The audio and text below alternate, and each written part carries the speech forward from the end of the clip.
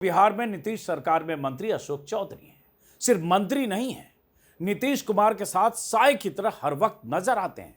दाएं बाएं आगे पीछे अगर कोई मंत्री नीतीश कुमार के साथ हर वक्त सार्वजनिक तौर पर दिखता है तो अशोक चौधरी हैं। कहने को तो अशोक चौधरी ग्रामीण विकास मंत्री हैं, लेकिन नीतीश कुमार के इर्द गिर्द जो तिकड़ी या चौकड़ी हमेशा उन्हें घेरे रहती है, उनमें अशोक चौधरी सबसे खास है। इतना ही नहीं, अशोक चौधरी नीतीश कुमार को अपना मानस पिता कहते हैं। उसी अशोक चौधरी पर अगर जनसुराज पार्टी के मुखिया प्रशांत किशोर ने 200 करोड़ की जमीन खरीदने का आरोप लगाया तो जवाब तो अब नीतीश कुमार को भी देना चाहिए। हालांकि आज की तारीख में वो जवाब देने की स्थिति में नहीं है, यह दुनिया जानती है। भ्रष्टाचार के आरोपों में घिरे नीतीश के लाडले मंत्री अशोक कुमार सन्नाटे में हैं।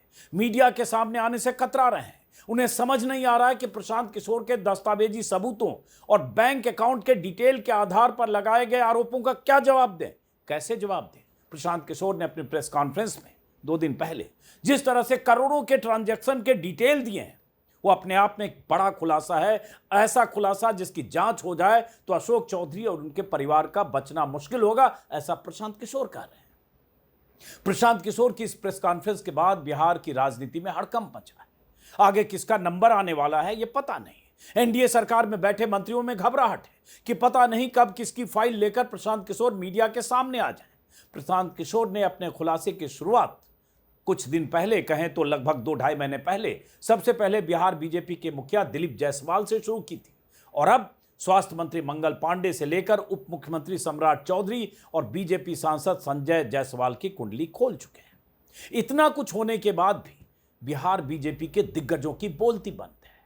अब तक होना तो यह चाहिए था कि बीजेपी और जेडीयू के नेताओं को सामूहिक तौर पर सामने आकर जवाब देना चाहिए था, लेकिन छिटपुट बयान के अलावा अब तक कोई सॉलिड जवाब आया नहीं है। ऐसे आरोपों और खुलासों के बाद नीतीश सरकार की तो फजीहत हो ही रही है। कई तरह के सवाल भी उठ रहे हैं कि आखिर इन आरोपों की जांच कौन कराएगा, कार्रवाई कौन करेगा।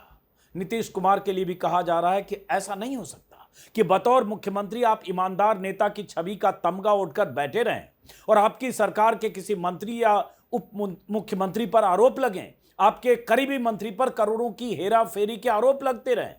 अगर मंत्री पर भ्रष्टाचार के आरोप लगे तो मुख्यमंत्री को या तो अपने मंत्री के खिलाफ कार्रवाई करनी चाहिए या फिर मंत्री और सरकार को सामने आकर पॉइंट टू पॉइंट जवाब देना चाहिए, लेकिन ऐसा हो नहीं रहा है। प्रशांत किशोर की प्रेस कॉन्फ्रेंस के लगभग 48 घंटे बीत चुके हैं, लेकिन अब तक ऐसा कुछ हुआ नहीं।